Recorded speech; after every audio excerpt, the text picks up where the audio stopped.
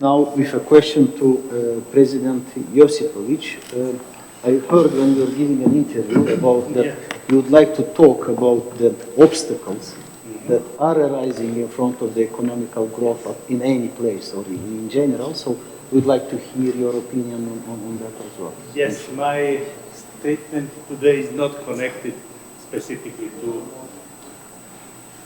to Azerbaijan. It's connected to all countries in the world, especially those countries who are in the phase of development and transition from non-democratic to democratic system. So I will start by a simple statement.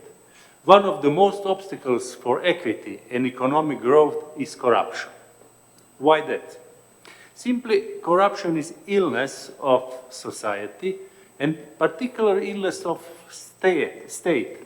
It is most simply defined by World Bank and IMF as abuse of public office for private interests.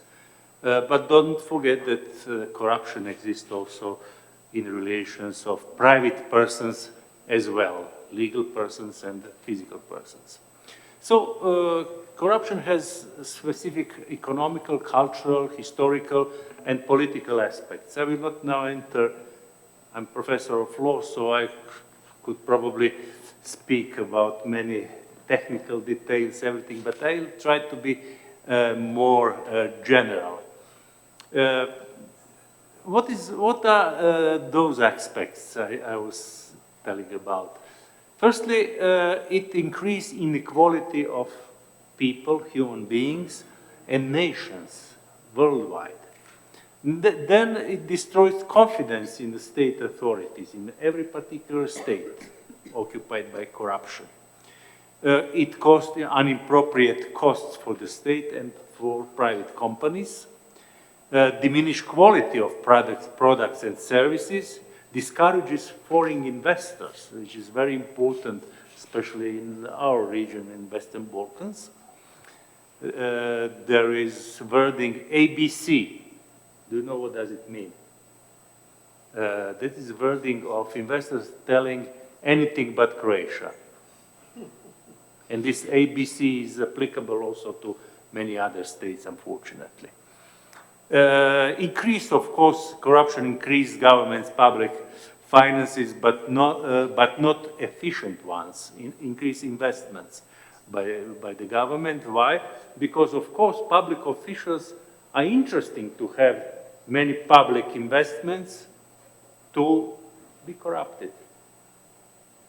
And, of course, there are some other symptoms that can be applied to influence of a labor movement, definitely, and of course, political system and social justice.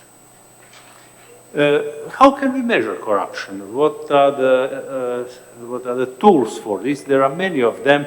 There are four more distinguished, more popular. It's firstly Business International Index. It's based on a survey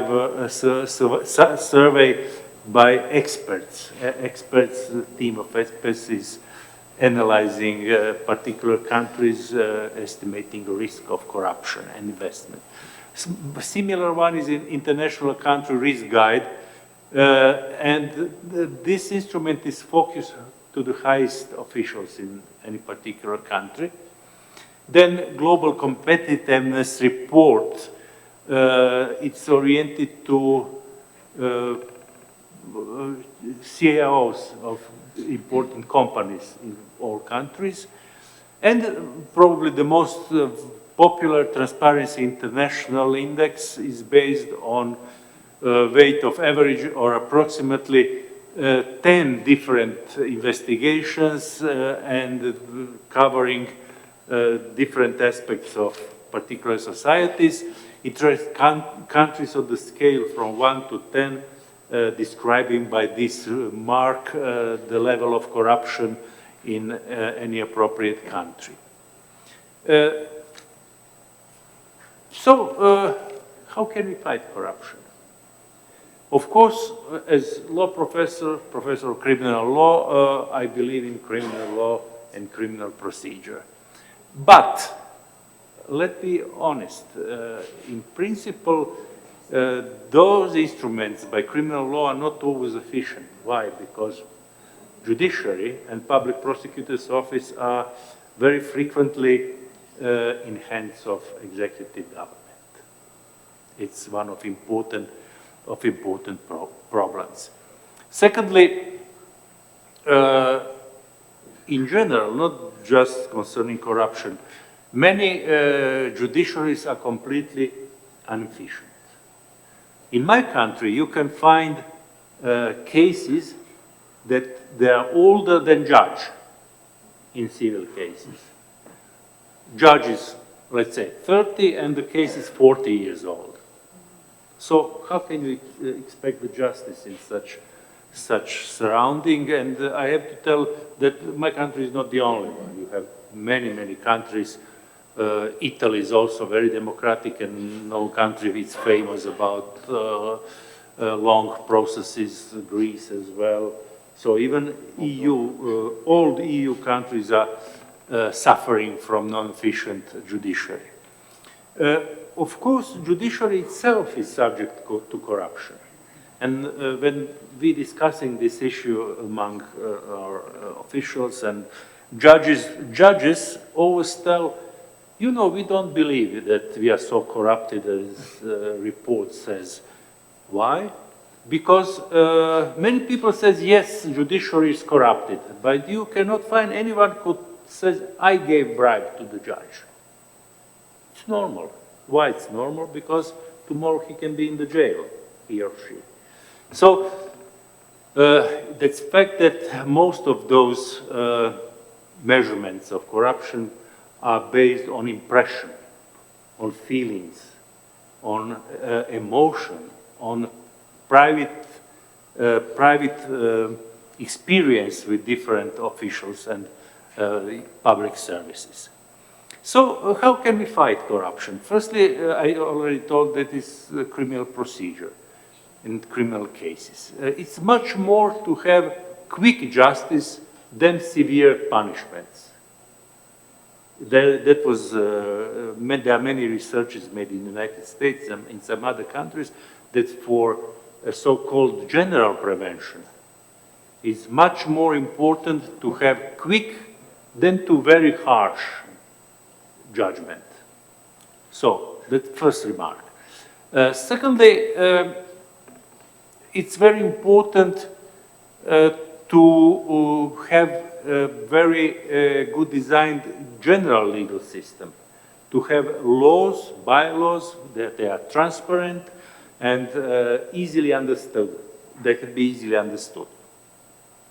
The other way of fighting corruption is insisting on ethics. It's connected to also to education, general public, but especially to state officials and local officials. It's very important to make awareness of harm done by corruption. So it's also very important to have proper civil servants promotional and selection system, to check them before and to have checks permanently during the terms. It's also important to have so-called just salary system. If you have, of course, it's not excuse, I have low salary and I will be corrupted.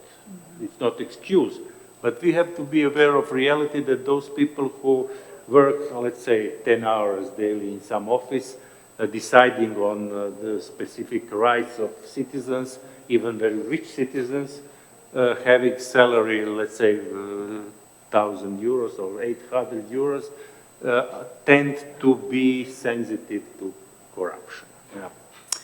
And of course, it's very important to have a digital system now to prevent, if possible, direct connection of clients and civil servants.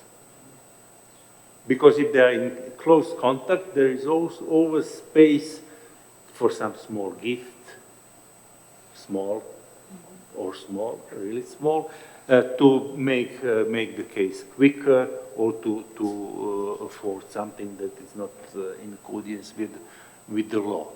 And finally, it's very important to have so-called good watchdog system.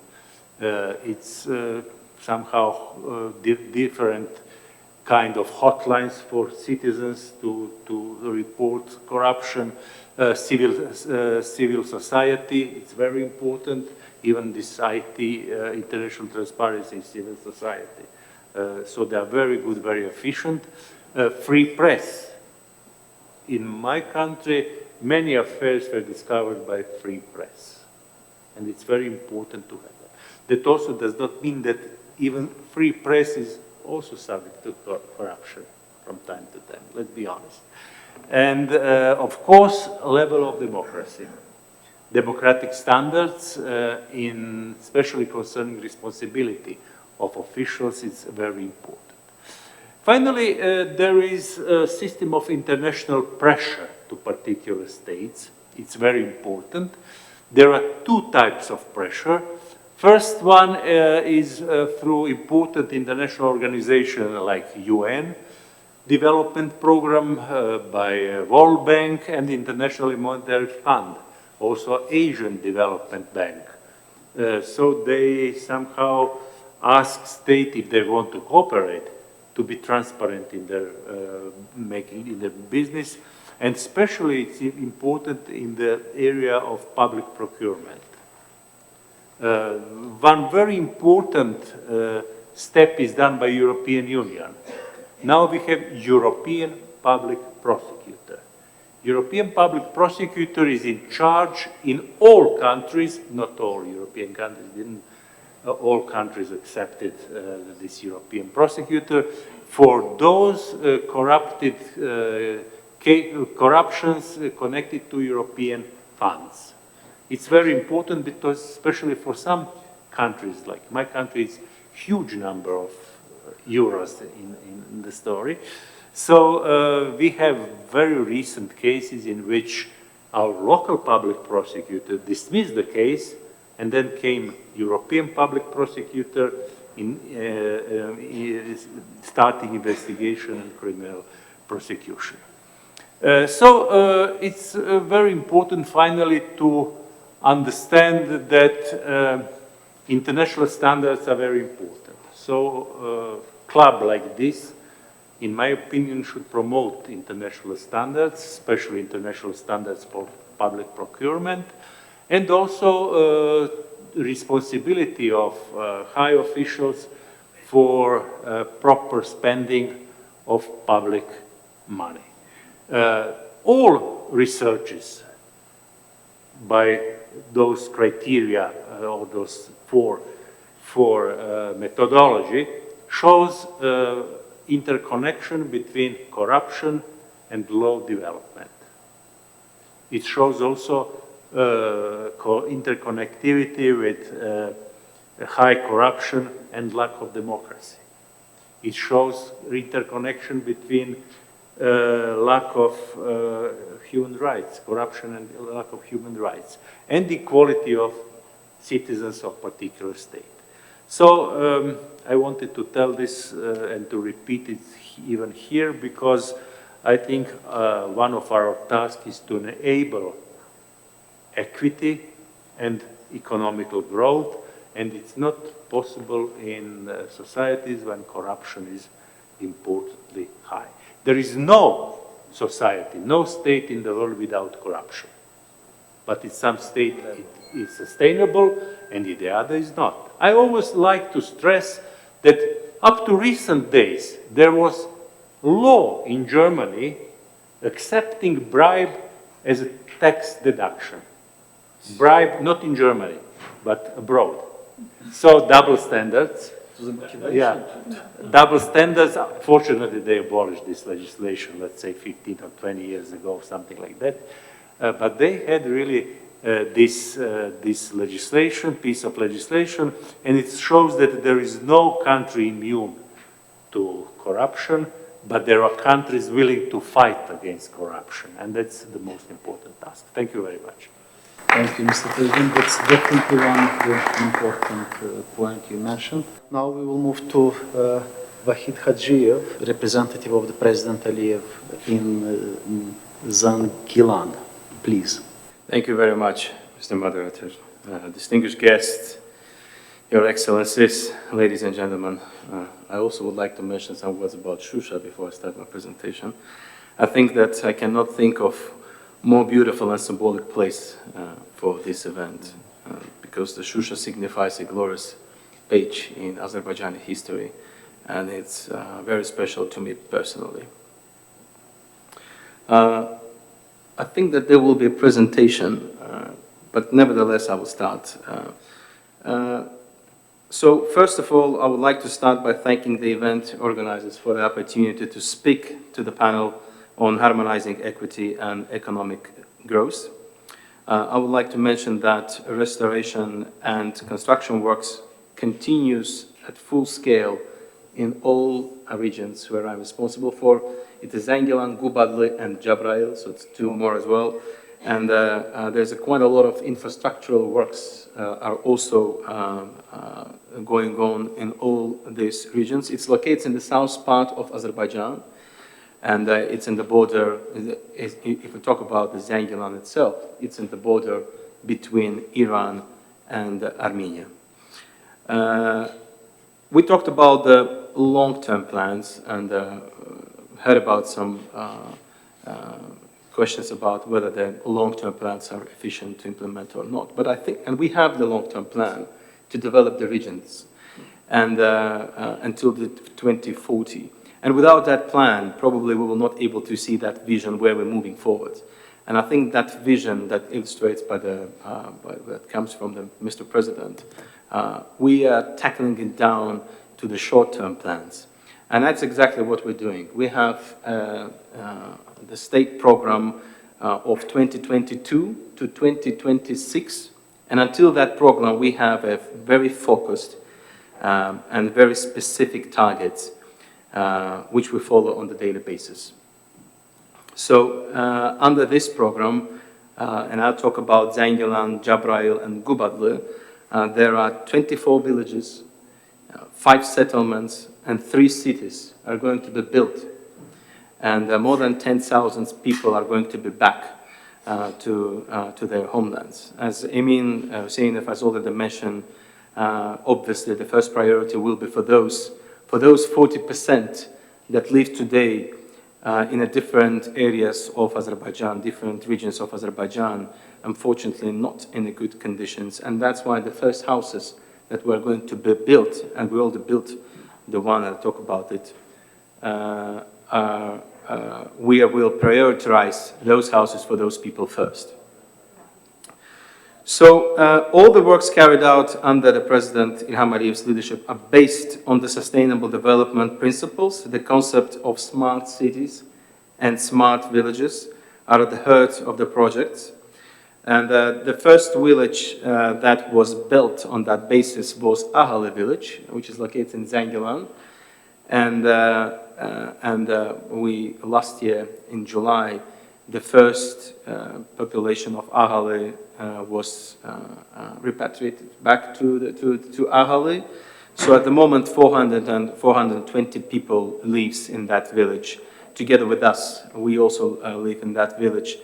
And in order to understand their needs more. And I think that's exactly what we're doing. My team, the special representative, and there's also the other agencies, governmental agencies, live in that village specifically to understand what they need exactly and how we can learn from that experience. And it's already 1 year of experience, and we will pass it over to other regions where we're going to pass it to meet. But what we do, the first thing what we do, as Emin said, we create the master plans. The master plan separately created for the cities and separately created for the villages. And that master plan includes the bases that we use when we create the master plans are the UN SDGs. We have our posters in our meeting rooms of the SDGs, And I would say that 8 in particular of SDGs are applicable to what we're doing. It's just reminding ourselves what the purpose of building those villages. And that's one of the main reasons why we refer to those SDGs. So, as I said, there will be thousands of people that are going to be brought back to the regions where they belong to. But obviously, it will be not possible for the people to live without work and without the leisure time for the speed. And that's why the economical development are very important in that region, to making sure that people are living there, they work in those regions, and they work, they go to school, and they have their leisure times. And the government have introduced quite a big incentive program back in January this year. And it's quite a lot of incentives has already been provided for the companies who are planning to invest in these regions. And it's already some foreign companies are already starting investing. The local companies already start investing. I just counted examples of what type of incentives. It's a tax-free, it's a zero tax regimes for dividends, for example, the profit tax, the custom duties for the goods that are going to be brought for construction of factories are exempted of customs duties. So, and there's more to come. It's a big loan schemes that are provided also for the local companies that are going to be bringing investment activities. So it's a big program that is heavily now promoting within the companies, and that's what we're doing now. But Emina has also mentioned about the work that we've done with a big consultancy company, the BCG, and we have identified those 5 key areas that we believe will improve the economical development and will enhance the job opportunities in these regions. And I will count one of them. The first one is agriculture. So the rich agroclimatic resources of the region and the mild and warm climate and the abundant rivers of water, such as Aras, Okçuçay, Hakkari, Bargushat, and Basichay, create many opportunities for agriculture developments here. And obviously, with the application of modern technologies, the agriculture will be improving here, definitely. And there was also already in Zangilan, where I'm responsible for, there is a foreign investor which already has made an investment in Angus bull fattening farm of 10,000 cows, and already 6,100 head is already there. And it's a big infrastructure already been constructed, around 5,200 square meters indoor and 1,030 square meters outdoor animal husbandry production. So it's one of those investments that already been happening. The irrigation, I would say that the water scarce resources are, as everywhere in the world, Azerbaijan is also facing with the climate change. And that's why the water, using of the water is one of the main priorities. So that's why the only modern technologies and the way of irrigating the plants are going to be used in all these areas. So that was the agriculture. The second one is mining. So this region, especially Zangilan, is one of the richest regions of Azerbaijan with minerals. Gold, silver, black marble, sand, clay, gravel, soapstone are existing in these areas. And we are going to use, and we're implementing again the modern technologies, making sure that we use those infrastructure efficiently. And during this construction period, that I mentioned, quite a lot of villages and cities are going to be built within the next 3 years. We would like to use our minerals efficiently, and that's why we are now using the minerals that are going to be used around these areas making sure that the overall efficiencies are in place. The third element is obviously the transportation and logistical projects. The corridor itself that we have mentioned today a number of times, the Zengezur corridor, it's exactly passes that way. It's a passage through Jabrail, Fizuli, Jabrail, and Zangilan, and will connect to the route to the Europe. So there are three main transportation routes that exist in that region. It's airport, an international airport that is already built and is used all now for the commercial purposes. Secondly, it's a highway that we talked about, the Zengezur highway, which will, and the third element, obviously, it's a railway. So all three are going under construction, and until the mid of next year, probably, all these projects are going to be complete. I'm talking about the highway and the railway. But what that will enable us, it will enable efficiently, this will be the most efficient route to transport the goods from Asia and from the northern countries until the Europe. And once this corridor will be opened, and that will boost the economical development of this region, but not only Azerbaijan, but also the neighboring countries will benefit from this corridor. That's why, that's the third element. The fourth one is the tourism. As you know, we talked about already, the SHUSHA is one of those examples with tourism. Zangilan is also very rich with the tourism, so that's why the tourism will be also one of those areas. And the last one, and I think that we talked about this today, it's a green energy zone. You know that these areas, Azerbaijan included these areas as a green zone. And the reason for that is that the number of sunny days, sunny hours during the day is very high in these regions. And that's why the solar potentials in these areas are quite high. And moreover, all master plans of the cities, as well as the villages, the houses and the residential buildings that are going to be built, will include the solar panels on the roofs of those buildings. So that will also be one of those elements that we're going to be built. And of course, the water, the hydropowers that we're going to be built. So it's only in Zangilan there is 4 big hydropower stations are built now are being constructed. 2 of them are already complete, and we're going to complete the rest by the end of this year. So this is another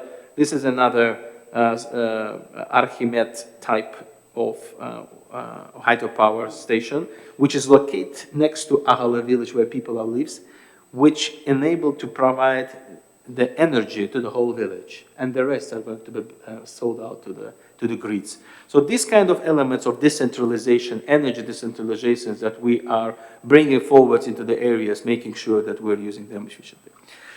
Recently, the contract with BP is not negotiated at the moment, and the 240 megawatts Shafak solar power plant are going to be built in Jabrail district. So this is also one of those investments activities that's going to happen by the foreign companies, the big foreign companies. So, dear guests, as you can see, the East Zangezur has a great potential for economic growth and sustainable life. And the government undertakes significant measures to equally distribute opportunities and looks forward to ways to reinforce the ongoing efforts towards sustainable resettlement of former IDPs in this region. Now, we firmly believe it would be much easier to achieve SDGs in this region if it were obviously the mine-free, and the Bulgar-Mladen will talk about that as well. We aim to ensure the sustainable resettlement of former IDPs in their homelands, also to integrate region's potential to the growing economy of the country. At the last, I would like to show you one video. It's a small example of what we're doing. As we said, before evaluating the master plans, we talked to the people who lived in these villages. So every master plan that we developed for every village we're not doing it without the feedback and that we're getting from the people who lived in that region. And we know exactly by number how much people lived in certain villages. We're getting that feedback. And there is a village called Horovlu in Jabrail that we're going to start building this month. And a couple of months ago, we met with the people of Horovlu, getting their feedback to understand. And we discovered that there was a kahriz in those regions. And for those who don't know what kahriz means, it's the high quality underground water which been built for the hundreds of years by the people in those regions. And Jabrail, one of those regions which has more than 100 kahrizes. Most of them all of them, I would say, are destroyed. The water are not being used in those areas. And we discovered that that village has 7 kahrizes. And kahriz is not only the water supply for the village, drinkable water, but it's also the heritage. It's also the cultural heritage. And that's why rebuilding and refurbishment and maintenance them is very important. And that video will talk about that particular kahrizes that we just recently started. Thank you very much.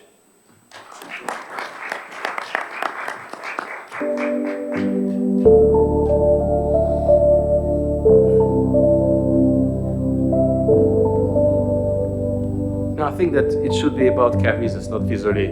I think that this is another video.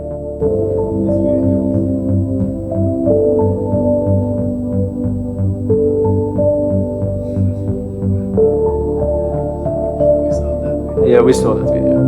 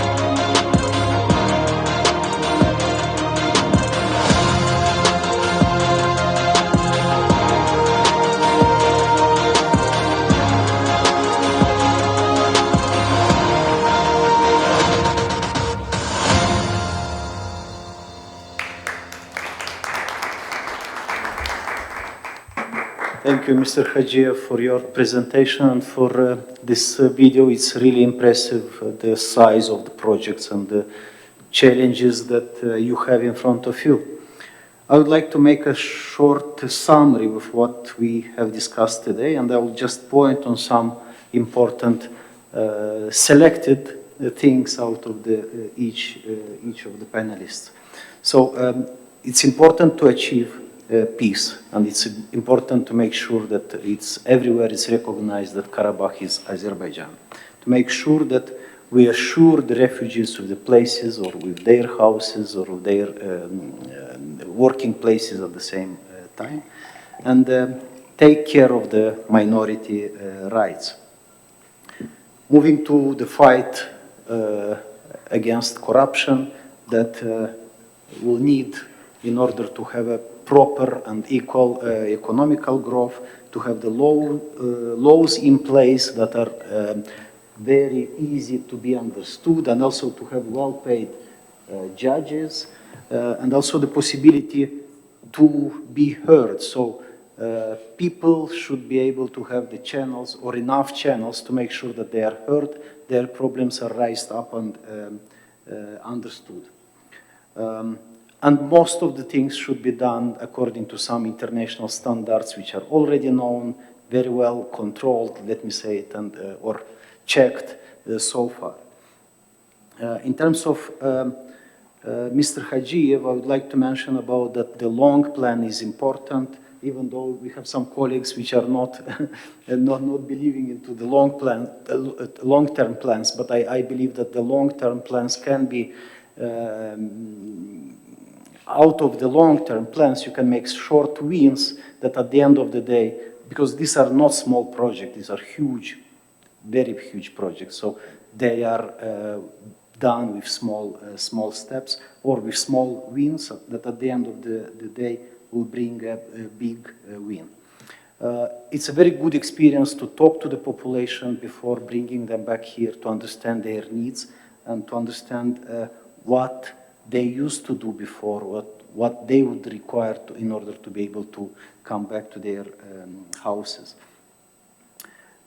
Building in accordance with the SDGs, this is also important, and finding the ways to attract the investors, giving incentives, financial incentives as well in terms of taxes, in terms of other incentives, which is very important from my point of view, and being focused on some specific areas or niches, I would call them, which is agriculture, tourism, mining, logistics or transportation, and the Go Green part, which I like a lot. I think it's, this is what we have talked today during this session, and before closing this session, I would like to give the word to Mr. Karimov. He has something to share with us. Thank you.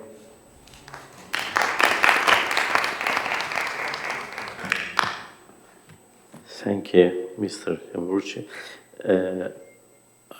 I would like to use the opportunity of your third mission here and with, as I just said before, with big hope that this tradition will continue. You have in front of you books about SHUSHA. It's a very nice edition, very quality print, and I hope you will all enjoy reading these books, and as a small gift from us as a memory of your visit today. And we have another gift to Nizami Gencavi International Center, which I would like to present to our chairman, Mr. Sergildi. Thank you. Yes, we have.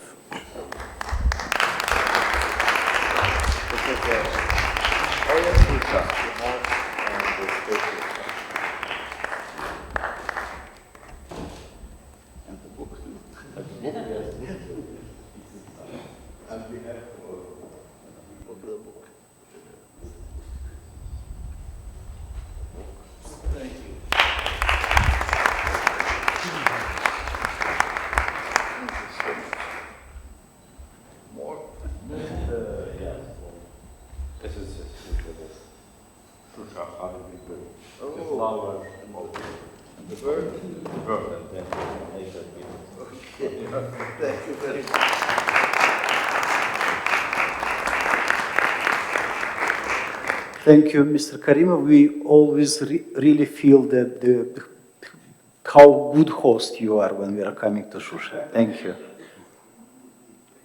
I think we have a coffee break before the next session, or no? Then we move directly to Yeka. Well, good afternoon, everybody. So I'll just check the timeline, Ismail. So it's 1 hour, right, that we have still? Okay. Well, we've had a very interesting set of interventions, discussions, and I guess I won't exaggerate if I say more than that, once again, a very impressive exposure to everything that is happening here as well. Every time we come, something else that we see. This building as well, when we were here last time, We had a conference in a tent, in a big and impressive tent, but this is much more impressive, obviously, when it comes to the development. And I have to say, from my side, I'm particularly pleased to see how much the puzzle is really cohesive in so many ways, in the way that you are building the vision. It's like a perfect Lego system when you have small, big, different parts, but the vision, what you are building and how you are building is very clear. And more than that, you have the most dedicated players, I guess, that are playing with that puzzle. The level of commitment, energy, and discipline, even I would say, right, in this case, that is necessary. It's really impressive. It's a very, very comprehensive task that you have, and complex task ahead of you. So many ingredients and elements that have to be taken care of, but the clarity of the vision and dedication are the key elements, I would say, that I'm sure will bring you very efficiently in the gradual way to the accomplishment of the tasks that you have. I've been thinking while listening to you that some of it, if not all, could be very much applicable as an experience that could be shared to our friends in Ukraine when the large-scale reconstruction and rebuilding moment will come at that level. They are doing a great job in terms of the fast recovery now as well, running the country in the situation of the war, rebuilding bridges and the roads in the fast way as it is needed. But that large reconstruction time will come, I'm sure of that. And then the vision and clarity of how you build better so that the master plan is there from which you derive the stages of the development of implementation could be very important. So I myself will be very pleased again to deliver that message there as well through the work that I do there. So I think there are very rare experiences of reconstruction and rebuilding that we could look to while developing some plans for Ukraine right now, because in most of the cases, they're bad examples that you can learn from how not to do it in most of the either post-conflict or natural disaster-related processes as well. And this is one of those situations when you can see that efficiency is not compromising quality, and efficiency is not compromising inclusivity when it comes to the people and different communities that need to be part of that reconstruction. So in that sense, very, very impressive and very practically applicable experience that could be used in other countries, I'm sure. And then the one that comes already to my mind is definitely Ukraine in this case. The issues that we will be tackling in the panel discussion are very much relevant to what we've talked about already. And energy and environment and sustainable development is part of that big puzzle when it comes to this part of Azerbaijan as a country, region, and then globally as well. So I think what we will try at the panel is to combine different perspectives from different countries, different angles, when it comes to how we see the sustainable development being achieved through tackling the issues related to the energy transition, adaptation, and then to environmental concerns as well. And I'm very pleased that we have an excellent panel to represent those issues and talk about. I'm very pleased that we have a representative from Azerbaijan, which is more than qualified to have that comprehensive view presented to us as well. And I would very much like for us, while discussing these issues, to see how all of that is of relevance to the development of Karabakh, to the region, beautiful region of Azerbaijan that we are in right now, and then how perhaps that moment, which on the one side is a sad reflection of the conflict when you have to rebuild everything from anew, could be seen from an angle of an opportunity as well, because here you have an opportunity to build something without being maybe restrained by the frameworks of the past developments that, for good or bad reasons, sometimes are difficult to overcome because they are there and it's difficult to change and amend.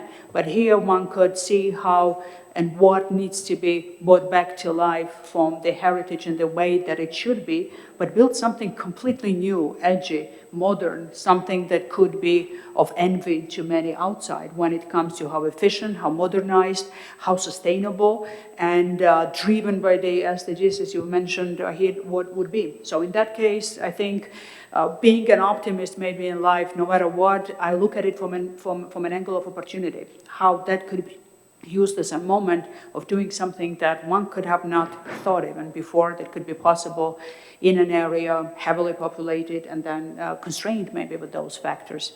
And I'm sure that it's not only for us, it's very interesting to listen for those who are from outside and debate about that, but even with NGIC family, we have representatives from here. So they are the ones that will have to benefit from the developments here. And Ilaha is sitting in the corner, but she and her family will be one of those that will be coming back. So we'll start with Anna. With your intervention, I would like to ask to have it maybe 5 minutes, 7 minutes as an intervention so that we could have maybe one round of either questions or the interventions, but it's up to you how you would shape it. Thank you very much, Eka. Firstly, please allow me to say again how happy I am and pleased I am and honored I am to be back to SHUSHA and to really be part of this amazing family that is NGIC. And I think, you know, the words are not strong enough to express our gratitude to Ismail, to Vaira, to Rojvan and Ilaha and everybody for looking after us. And for you, Mr. Karimov and your team for always being such a gracious host. So thank you so much. But I let you a secret, you will be seeing us quite a lot for the years to come. So when I interviewed earlier in the earlier panel, I was saying, and as everybody was sharing, how tremendous success, tangible success, you can see from 1 year to another, you know, from 1 year to another year, from months to months. And, you know, this is a very good example of what visionary leadership means and a very strong determination. And as I said, I mean, I'm really confident that President Aliyev will make not just SHUSHA, but the whole region, not just become a paradise, but actually be an example of what a success story can be. And with that in mind, let me go back now to our topic. Yes, energy, it's, in my opinion, a human right issue. And you were mentioning in your intervention that this is a green energy zone. And again, this could be another example where how you are going to provide energy from clean energy that is in sync with the environment. Because yes, climate change is a matter of survival. I remember that was shocking to me a few years back when I was talking with some friends from the Caribbean, when, you know, I remember one of the prime ministers from one of the countries said to me, you know what, Anna, for us, the rising of the ocean is just a matter of survival. So it's not a fashionable thing when we talk about the climate change. So that's a reality. And that's why the energy, when we come back to the energy, yes, it's a matter of human rights. And unfortunately, what we are been witnessing in the last year, and so you could see what harm and horrible things can happen when the energy is being used as a weapon. And we've been talking about this in Baku Forum, and I will always say that, you know, I'm proud that Romania, along Poland and other countries from Central Eastern Europe, we saw this coming when we've been arguing for years to take away the energy from Putin's hands because he's going to use it as a weapon. Well, it was a hard lesson to learn, but you know, this year and this winter, we passed it easily due to President Aliyev's efforts and commitment, because he immediately stepped in, Azerbaijan stepped in, President Aliyev stepped in practically, and you know, I'm not using big words when I'm saying that practically it kind of saved our region for going through a harsher time if Azerbaijan was not stepping in to help us with the gas for this past winter. So From Romanian's perspective, obviously I'm tremendously proud and happy that Romania has a strategic partnership with Azerbaijan, where the energy and strengthening our cooperation on the energy front, it's one of our key components. And we are developing several projects. President Rosen was mentioning earlier. We have, including this submarine cable that is going to come from all the way to, from Azerbaijan all the way to Romania to the Black Sea.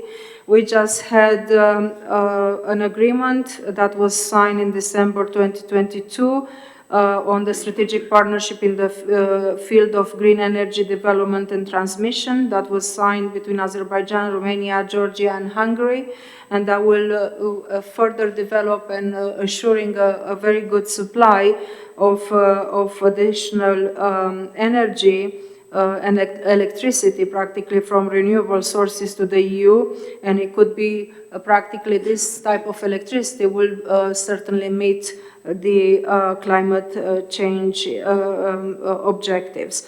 So when it comes to the energy, obviously at the EU level it's been a big debate in the past when somehow, luckily now it's been over and some people at the EU kind of woke up as well, when they try to impose certain type of energy to all the countries. And finally, and luckily now, is being left to the EU member states, to their national decision, what type of energy mix you will have. Because, for example, in Romania, obviously, we've been wise, I should say, being the only one in the region who had lesser dependency of Russia, because that was a strategic decision taken many, many years back, including to have the nuclear, having 2 reactors already built that is providing a good source of energy, clean energy, and I will come back to the nuclear because that needs to be put on the table as well. Practically now all the countries are being left to decide their energy mix.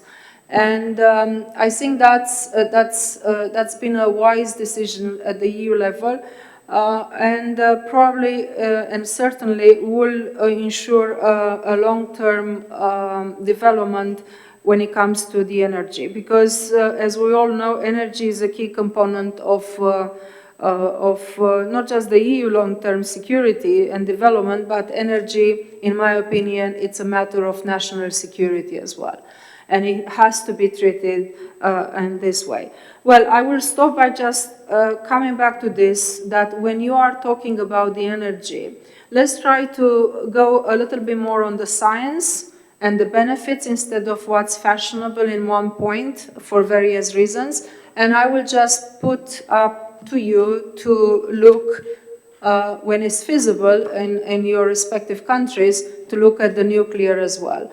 Because that's, it's been proven that the nuclear energy is one of the cleanest sources of energy and one of the most affordable sources of energy. And obviously, of course, you can say that I am subjective, but you know me for too many years now to believe that, when I say something is due to subjectivity. No, it's objectivity. When I say that Romania has a very good experience when it comes to the nuclear. So any help we can provide, we'll be very happy. But now coming back to what was done this past winter, again, and I think it's the framework of this conference, and I think we do owe it to President Aliyev to really emphasize the great help that was given to Romania, to Bulgaria, to the countries in Central Eastern Europe, and quite frankly to the EU, other countries. Because if we were not having, to Moldova, if we were not having the gas or having the certainty that we will have that amount of gas coming from Azerbaijan, quite frankly, I don't know how we will have managed to pass the winter. So, in times like this, it's been said, my grandma always used to say to me, during harsh times, you really see who are your true friends and your partners. And President Aliyev and Azerbaijan proved to Romania, to our countries, in Central Eastern Europe, by actions when we needed the most, It came and it said, we will help because we could help. And that's a true partnership, and that's a true strategic partnership. And, that's why I'm very confident that Azerbaijan will play a major role when it comes to the EU, including from the energy point of view. And this region will be an example of what a good sources of, obviously, having the mixture here of on the renewable, that will be another good example what you could do when you are planning very wisely in terms of the energy and giving to the communities an affordable energy. Because again, I'm closing by coming back to my first point, that energy is a matter not just of security, but it's a human right, basic human right. So thank you, Eka. Thank you, Anna. We will now give the floor to Mr. Joseph Muscat, Prime Minister of Malta from 2013 and 20. And I think we're fortunate enough to have a very different point of view as well from a country that has heavy emphasis on tourism as well as part of the economy. Energy and then electricity is definitely a big part of the maintaining and all of that. Water supplies. And I think that particularly being in this region, it will be very interesting to hear as well how sustainably you have developed that and then are planning to develop further when it comes to the diversity of economy in that sense and creating jobs for the country that benefits quite a lot from tourism as well, because these are the parts of Azerbaijan that we're in where tourism will be a big part of local economy, something that was not explored previously. So it would be very interesting to hear from that perspective as well, I would say. Thank you very much, Eka. When I visit such regions, I am filled with hope that really and truly sustainability can be achieved for the simple reason that I come from the smallest member state of the European Union, where we're just 500,000 people, with zero natural resources, where we don't even have water. We need electricity to produce water through reverse osmosis. So everything has a price, everything costs a lot. But at the same time, with just 500,000 people, zero resources, we achieved for the past decade or so the highest economic growth in the European Union, and our GDP per capita ranks among the top third of the European Union. That without subsidies, without, it's not a state-driven, but really a market-driven economy. And I believe that no one government achieved this success. It's something that happened over time.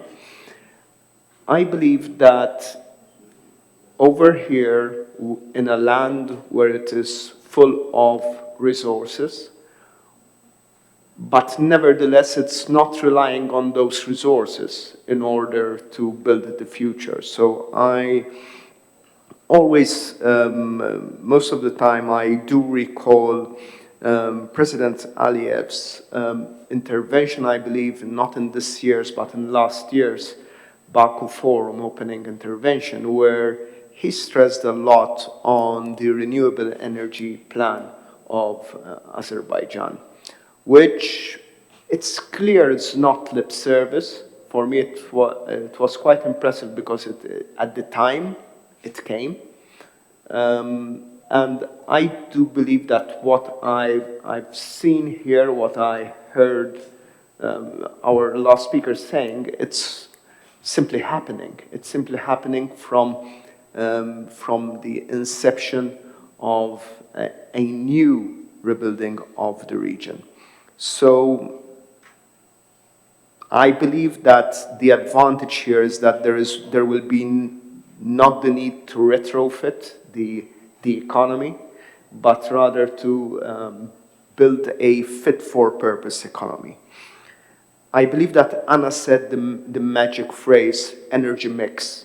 Whatever we do, at the end of the day, there needs to be an energy mix, and the wider that energy mix, the more diversified, the less reliant on one single source of energy, being a source or a country, the more secure one is. So that is, again, another box that is being checked here by what we're seeing is being developed in a concrete manner here. The third point still stresses on diversification. And from what we were told this morning and what I heard now, this diversification is being part of the seed being planted in this new economy, from agriculture to tourism. And this is something that, from the experience of my country, we have learned in the most bitter of ways, when our economy was too tilted in one direction or in another, because we became too reliant on one single source of revenue. So today, as you rightly said, most would think of our economy as being, very reliant on tourism. It is, and tourism has not shrunk, it has grown. We usually host 4 times our population as guests every year. But the biggest single product and revenue earner for Malta is not tourism, it's microchips. So our most important production is the production of microchip, which is nowadays a strategically important production for worldwide. So my takeaway there is that if multinationals could think about producing microchips in a small island in the Mediterranean, definitely there can be ways and means in attracting FDI, and attracting the necessary foreign direct investment over here. Which brings me to my next point, which is the one before the last. Maybe one criticism I would put is that most of the ideas that I have heard from the Azeri side are aimed, and it is, I think it's logical, at moving back the internally displaced persons here. That is, yes, a step one. But I think the real vision should be getting people that have never set foot in this region and have never set foot in Azerbaijan to want to come here. That would be the real big game changer for the region and for the country.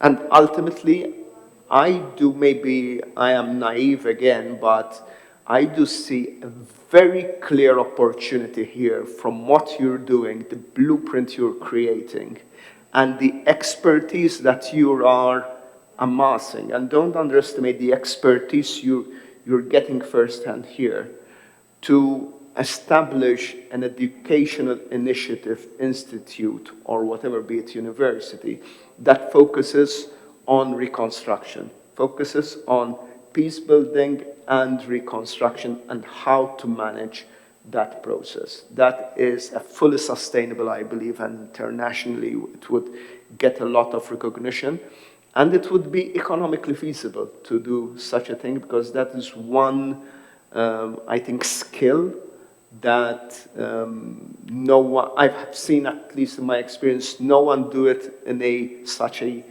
well-performing manner. Thank you.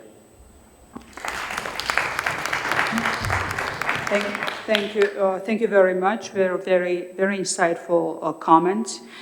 Just to mention that when it comes to the diversity of the economy, in that sense, it's obviously an equilibrium of different sectors in this case, and the one that needs to be tailor-made for this region in Azerbaijan will have to emerge, right, when it comes to the different sectors in that case. And agriculture, that has been mentioned as well already, is growing not only here in terms of importance, but everywhere. I mean, with all of the challenges with the food supplies that we faced this year, and then continuously will, irrespective of the outcome of the war in Ukraine as well. This will be a continuous trend, as it seems. Dear Ozan, floor is yours. A wealth of experience that comes from you with every intervention that you do. So please. floor is yours. Yeah, thank you, Eka. You're right. So all of my lifetime I was building, running construction company in Germany, working in the real estate sector in the United States, being the Minister of Construction in my country, building highways, railways, office buildings, cities, and all of that. I was very proud of that, as you are very proud of what you do here, because you can get your children, grandchildren, and tell them, that's what I've done. This is what it was, totally devastated, and this is what it is today. And just to share two very important aspects of what we do today, and of course, keeping in mind that my understanding is behind every success, no matter it's individual, family, companies, or governments or regions, behind every success, you have to have the right plan and the right approach how to succeed. You could be genius and have a great plan, but if you don't have the right approach, it's not going to work. And on the other side, if it's a wrong plan, you have a nice inclusive approach, it's not going to work too. So that is why the two things coming together. And I'm very big optimist. I want to talk about, of course, two plans that are fitting very well with your local plans, speaking about energy and speaking about sustainable developments. By knowing that, of course, I was very excited to see master plans being first put in place. Let's not forget that, for example, Paris' master plan is from the 17th century, Vienna is 18th century, and they continue to grow. But even in my country, Sofia, the master plan for the city of Sofia, when it was 20,000 people, it was created by a German professor, Mussmann, back in 1928. Today is a 2 million city out of 20,000. And it works. The airport is exactly there where it was designed 100 years ago. The 3 rings are right there where they were, and so on and so on and so on. If you have a proper and a smart master planning, that's the prerequisite for success. Here are 2 important plans of the European Union. I'm very proud speaking for Bulgaria as a European Union member state that fit to your ambitions, and they will impact your development here. The one is the deal which we call the energy deal between Azerbaijan and the European Union. And it was done this year, and it's going to affect your development until 2030, definitely. Because we saw a very clear, not just ambition, and not just political talking, we have a contract, we have a deal, and we have a plan to triple the supplies of Azerbaijan to the European Union. 2022, it was 8 billion cubic meters of gas. Today, 2023, it's 12 billion, so it's growing 40%. And by 2027, it's going to be 20 billion cubic meters of gas, which is going to create a huge revenue for Azerbaijan. And of course, we are very proud as European Union to participate, to contribute. But on the other side, Azerbaijan is a strategic partner, extremely reliable country. And we are planning together with you, because of the gas deal, Azerbaijan and European Union, we have new gas pipelines between Bulgaria and Romania. We have a new gas connections in Croatia, Albania, and all the others. We are planning with the tripling of the gas supplies from Azerbaijan that comes to us, and we're investing in compressors, pipelines, billions. So this is how Azerbaijan is developing also our infrastructure, and it's a great partnership. On the other side, of course, our industries are buying from you guys, they plan with you, and this will continue to be like that. But that deal is not just about gas, it's about also renewable energy. And this is the most important point we want to talk about. The European Union signed in April 2023, just a month ago, a deal with Azerbaijan, with a very big ambition of Azerbaijan being one of the biggest suppliers of renewables to the European Union. And it has 2 aspects. The one is, of course, the offshore wind. You're going to do a lot here. And the other aspect is, of course, the green hydrogen. And actually, Azerbaijan already today is on the cutting edge, together with ExxonMobil, together with BP. There is a master plan until 2035. And Azerbaijan is going to be the major, together with also Norwegia, contributor to European clean energy transformation, also because of hydrogen. And it is a great ambition with a lot of money and investments to come. And because of this, we are very optimistic, but we're not talking here just about some visions. We have plans, the money is available, the plan is clear, and it's going to affect local people. And the second very big, of course, long-term plan is the planets. long-term plan of the SDGs. That is a great achievement of the United Nations. And the SDGs are affecting you, and that was the idea of Zlatko. He's not here right now, but he said something extremely smart. He said, please, whatever you do here, integrate it with the SDGs. And this year, we have at the United Nations SDG Summit. Next year, all the presidents, all the heads of state and government in the world will go to New York. They have to report on the highest tribune in the world what they've done for the SDGs. Imagine, we have the Karabakh case, where it was dirty, destroyed, with the long-term plans, with the master plan, synchronized with the SDGs, because everybody is benefiting from the SDGs. You can tell a story from the highest level in the world about Karabakh's and Azerbaijan's SDG success, which is going to be a great story for everybody. As we know already that half of the countries are going to fail on the SDGs, and there is no point to be proud about that.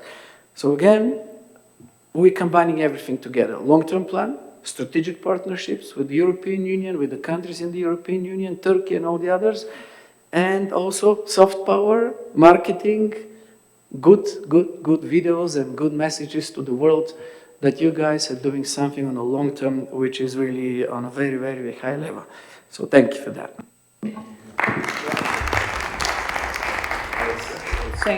Thank you, Rosen. Dear Boris, now the floor is yours. We are sure that there will be a lot of references to different experiences that you will bring with your intervention here, but if you could have a little bit of reference to how you see with environmental dimension of it as well, that could be dealt with when it comes to sustainability of the development, could be interesting as well, because we hear on energy quite a bit, but then on water, there was very good reference here as well when it comes to the wealth of water supplies here, very rich and very high on demand when it comes to the future of economy worldwide as well. So environment becomes as precious environmental commodities, so to say, as the energy at some point in the future of global economy. So perhaps if you could add anything of that as well, it could be great. Okay, I'm a fan of energy, but I'm not a fan of environmental protection. But if I have to talk about this, I will try. I will bring experience from my country. And in 2008, 2009, we've been very much focused on energy and to use all kinds of potential Serbia has. And also we've been focused on mining because we are relatively rich regarding position and territory of Serbia regarding minings, and we have a gold, we have a copper, and even lithium.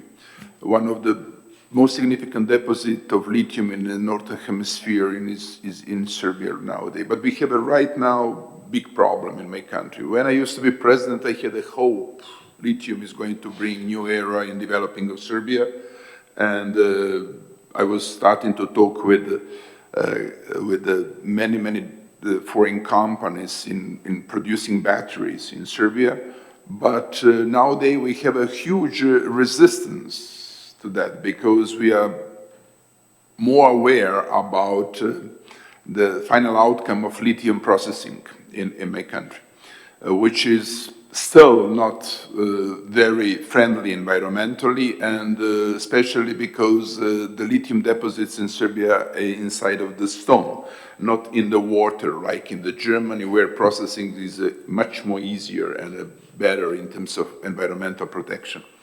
But when I'm reading about capacities and the potentials of Karabakh, I'm reading about minings, about water, about kind of cattle farms in the future and something like that. Everything is very specific in terms of environmental production. If we are talking about water, renewable energy, many people in Europe are right now talking about very specific alternatives to that because the dams and the hydropower plants are not very friendly regarding environment, especially tourism. I don't know exactly about Karabakh and the rivers you have here, about maybe canyons and something like that environment that can be very attractive for tourists in the future, but I think that you have to take this into consideration. I talked with my Montenegrin friends about that, because Montenegro has a huge potential in terms of hydropower plant, but they have one of the most attractive canyons in the world, one of the deepest, more than 1,000-meter deep canyon, Stara and Piva River. And right now they are making paramount shift in energy sector and strategy, not being focused on building hydropower plants. They already have one, which is a Piva hydropower plant, one of the biggest in that time in the world, in 1970s when they did it, but they are more focused on very specific alternatives right now, which I'm taking into consideration seriously. I'm going to analyze that. My main message to you, my friends from Azerbaijan, to be very careful in terms of using that kind of minings. I understand perfectly that you need, you have to have more working spaces and to make kind of contribution to the GDP, but also I think if the strategy for Nagorno-Karabakh is to develop tourism, to develop such environment, you have to take this into consideration, this negative impact of such economy on that environment. Now we are coming to the issue of Azerbaijan. Azerbaijan is not only regional and local energy player. Azerbaijan is becoming, because of war happening between Ukraine and Russia, one of the most significant countries in terms of European energy strategy. Not only because of that, but because of Turkmenistan, who has been blocking for many, many years deposits of Turkmen's gas in Caspian Sea. That was the plan, Nabucco plan in the past. Unfortunately, that plan we didn't establish in a proper way. That was a problem, a lot of talks. But Azerbaijan has a crucial role right now.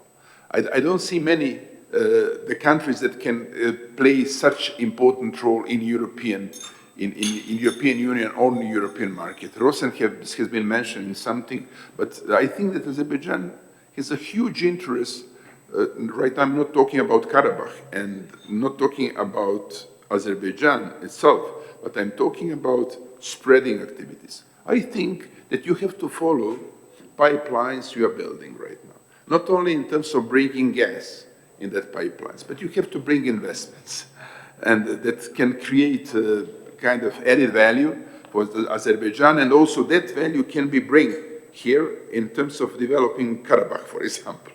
If you are investing in the industry that are connected with the gas on the corridors you are building right now, you're going to have a huge benefit in the future. For example, to invest in fertilizers in these countries. For example, to invest in agriculture in these countries. For example, to invest in all kinds of modern technologies in the countries that are following your corridors. I think this is zone of your specific interest, which means for Azerbaijan, through South Caucasus, Black Sea area, Bulgaria, Greece, Southeast Europe, and also Italy. Italy is, if I understand well, final destination. I don't know what is going to be in the future, but this is zone of your specific interest. And my suggestion to you is to take this into the consideration. If we are talking about Karabakh, you have to invest a lot. You are doing that. I fully appreciate everything what you have done. But in the future, that has to be sustainable. We are talking about sustainable development.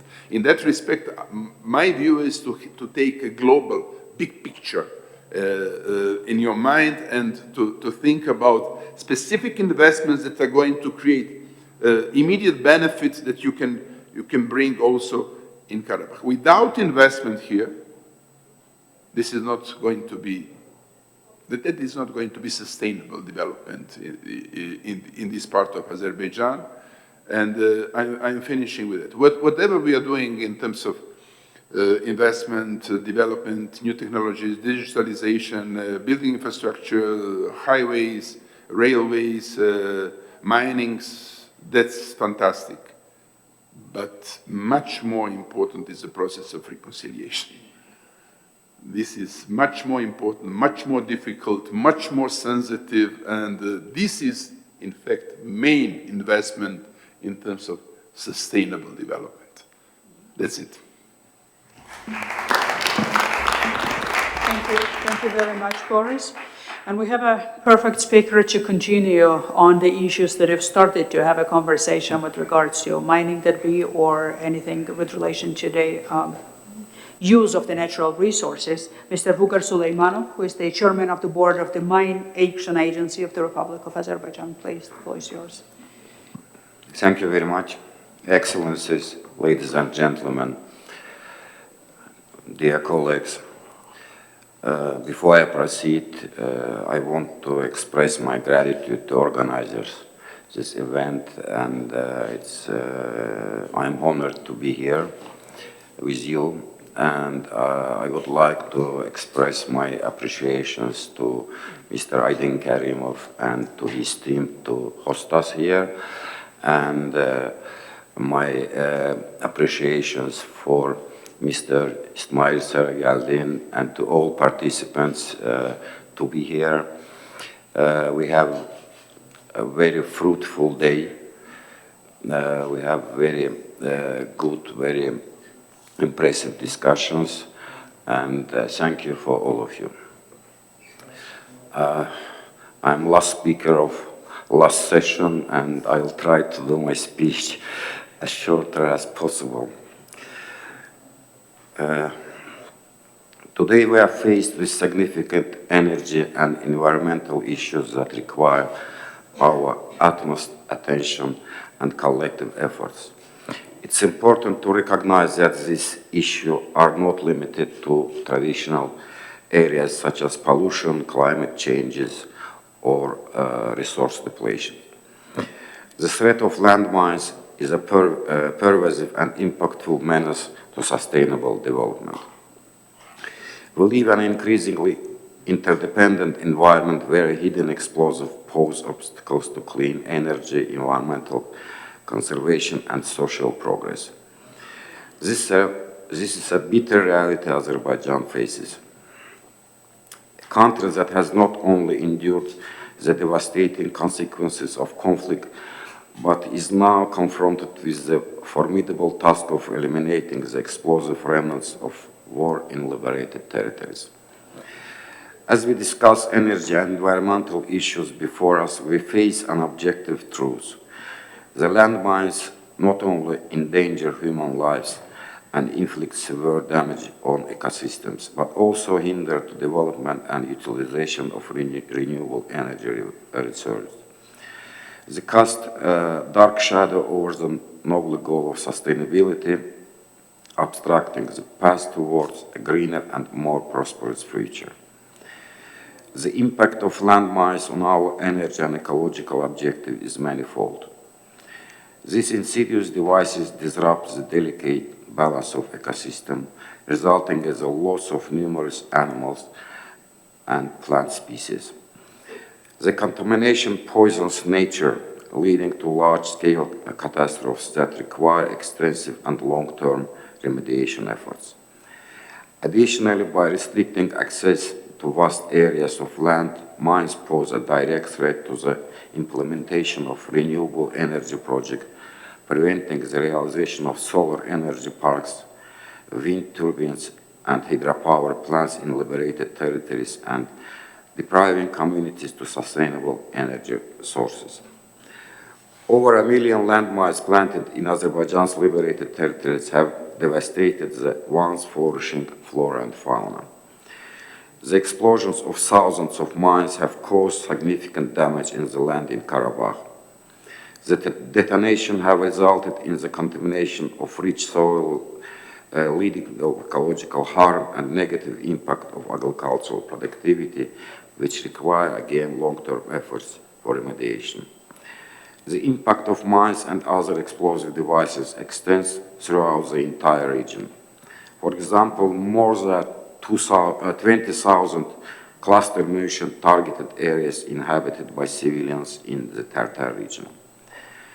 Despite the clearance of these areas by ANAMA, the damage caused by this phosphorus and other chemically loaded munition has had a significant impact on right to live in clean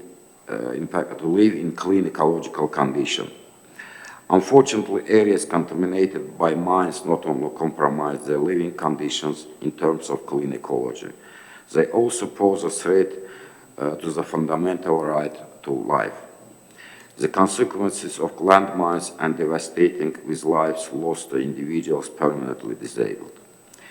Since the end of Second Karabakh War, 304 individuals have fallen victim to these devices, with 57 losing their lives and 247 sustaining injuries. Loss of life is the ultimate tragedy, and it remains the biggest problem we are facing. However, as painful as it is not only a consequence of landmine contamination. As mentioned earlier, landmines also have devastating effects on flora and fauna, energy consumption, and soil poisoning. Another significant issue is the destruction of all infrastructure and the contamination of liberated territories by these mines. The Mine Action Agency of the Republic of Azerbaijan is tirelessly working to clear areas spanning over 8,000 square kilometers that have been affected at high, medium, and low contamination level. Unfortunately, more than 900 residential areas in these territories have been turned into wasteland, and all social and economic infrastructure has been destroyed. This contamination of mines has rendered previously fertile lands unusable. Rivers, lakes, springs, water wells, and water channels that should provide us with water resources has dried up or become contaminated by the remnants of war. The canals that supply these water sources have been polluted by mines, turning them into sources of danger. The deep scars of occupation have left the rightful inhabitant of these territories in a state of long-lasting despair, rendering these areas barren and uninhabitable for 3 decades. The once thriving Tartar, Khachun, Gargar, Hakkari, Kondaland, and other rivers now carry the deadly burden of mines, poisoning their own waters and worsening the ecological crisis. As a result of the mining operations carried out by the agency and other operators, a total of almost 9,000 hectares have been designated as areas for ecological assessment and scientific research in the liberated territories to date. Additionally, 5,000 hectares have been cleared for energy projects, and 1.6 thousand hectares from this 5,000 it was cleared for renewable energy projects. 1,000 hectares in Jabrail region for the solar park, and 500 hectares for the wind park in Lachin.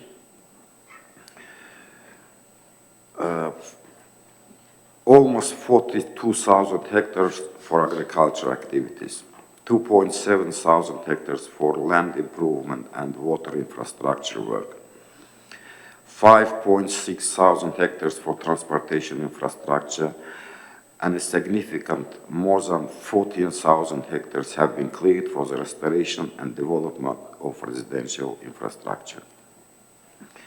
Consequently, in the liberated territories, a total of more than 28,000 anti-personnel mines, more than 15,000 anti-tank mines, and almost 45,000 unexploded ordnances, amounting to a combined total of 88,628 mines and other explosive remnants of war have been discovered and neutralized.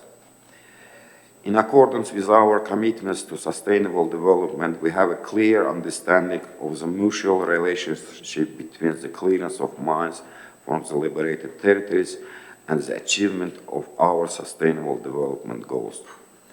Recognizing the significant importance of humanitarian demining for the country, Azerbaijan is currently in the process of defining a specific national sustainable development goal initiated by His Excellency Mr. Ilham Aliyev. And furthermore, initiative has been put forward to allocate the 18th Sustainable Development Goals on the global scale, which specifically focuses on humanitarian demining activities. We face significant challenges on the path to sustainable development. However, we cannot afford to neglect the urgent need to eliminate the threat of landmines that spreads through our soils. To support our mine clearance efforts, assist affected communities, and ensure that future generations can live in a world free from the horrors of mines, we must unite as governments, international organizations, and civil society as a whole. Those who care about the well-being of our environment and the advancement of clean energy must include considerations for landmine clearance and addressing explosive remnants of war when formulating plans for conflict-affected areas. By fostering a spirit of collaboration and mutual support, we should work hand in hand to overcome these challenges and pave the way for a safer and more sustainable world. Thank you for your attention. Thank you.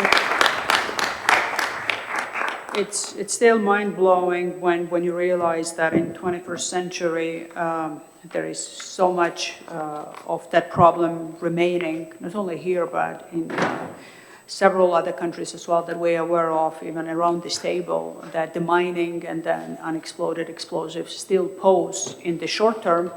But it was very important to hear from you that there is a midterm, long-term ramification of that as well when it comes to ecological impact that it has. And then sort of research around that as well is something that is in the process to assess what is an impact that could already be established and how to mitigate that in terms of reversing back from the damage that is inflicted ecologically in the areas where the landmines or the unexploded remnants are still present in the soil that be or in the water, and then have that continuous impact on environment, and with that sustainable development as well. And I could only wish that international community would have been doing much more here in Azerbaijan and Karabakh for the mining efforts, and that you lead here in this country.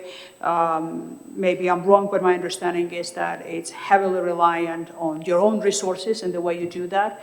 And it's unfortunate that either experience or knowledge or resources of that as well that international community has is not redirected as much as it should be, ensuring peace, reconciliation, and sustainable development here in Azerbaijan. So that's, I would say, is a hard deserved criticism of all of those organizations that should have led more action here in Azerbaijan in this direction. I'm very much mindful of the time limitations that we have. So unless there is I don't want to say strong will from anybody to intervene, but will to intervene. I'm very much open to give floor to anybody for final comments or the questions. If not, I could do a very short summary of main takeaways that I have, at least for the panel. So please indicate if anybody wants to raise a hand. I'm open to be a Democrat in this case, but other than that, we could do a short summary in this case. Because listening to all of you, and maybe the previous panels as well, few takeaways that I could highlight could be these. In the complex situations, as we all are in any country, at a time when everything is changing in any tectonic way, as it's frequently being mentioned in different forums, everything is a mix. So there are no linear approaches to anything that requires solution.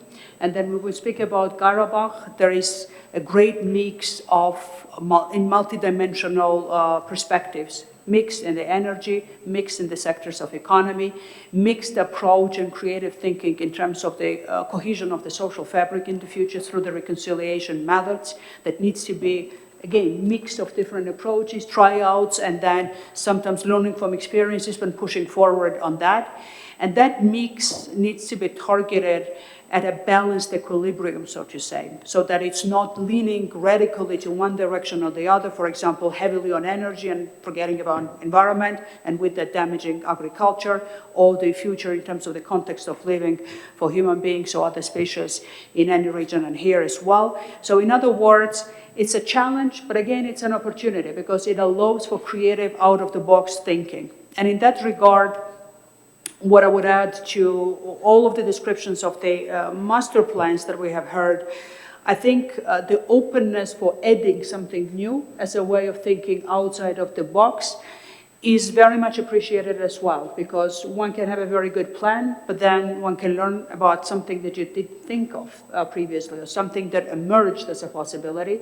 So that openness is something that is always present while building those mixed solutions and frameworks.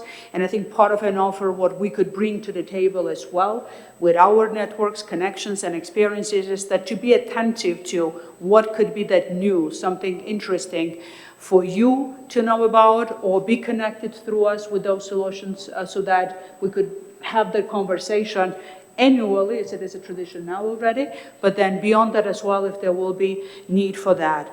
And then finally, if we speak about economy, if we speak about environment, sustainability of all of that, we spoke about investment, capital, but then at the end of the day, a lot of that comes to human capital. Because if we think about sustainability of any sectors of economic development that we have touched base, especially in a sustainable way, there needs to be human capital that is ready to undertake those roles and to be drivers of that creative developments at the end of the day. So that microchips that be or anything else that could be in a creative way produced, implanted, and becoming part of that new vision of that mix for Karabakh will have human resource that will be capable to undertake that role and to become a lead in an authentic and local community-driven way as well. Something that would definitely bring an added value to that. And I could only agree with the concept that ultimately social fabric will be a mix as well. It's just when it comes to the justice and inclusiveness, all of the property rights of those who are now internally displaced need to be respected, so that's why the focus initially is on how and who could return, or at least the property rights to be given back, right? But then at the end of the day, it will be part of the economy. When you have your property, it's not an obligation for you forever and ever to leave any given part of your country, but it's a capital. It will be sold on the market, it will be acquired on the market, and it will be part of the dynamic development of the social fabric here in this post-war situation as well, and its reconstruction and rebuilding will definitely benefit from that. In other words, huge optimism that I'll take with me as the biggest takeaway from yet another visit in SHUSHA, and then I would think that for the next comings to Karabakh, would greatly appreciate to go beyond as well, so that you see other areas that you mentioned as well that are benefiting from reconstruction and rebuilding. We're certainly ready to do that as well. So we'd love to come to SHUSHA, but we can go beyond as well in the future occasions. Thank you very much. Thank you.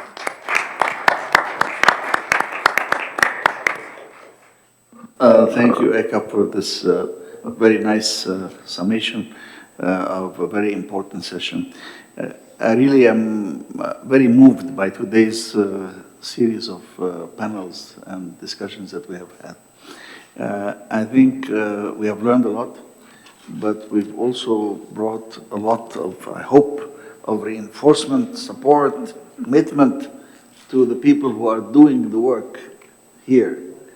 And I think unanimously we think this must be much better known in the rest of the world. I mean, that to me is the single most observed reaction from all of us. We are, I think, an exceptionally well-informed group, and most of us feel that we learn a lot about what's being done when we come, and that we should be able to know a lot more. And if we feel that way, then you can imagine the vast number of the population who know hardly anything. Among these is the single most important observation that was made, is that this is being done by a national effort.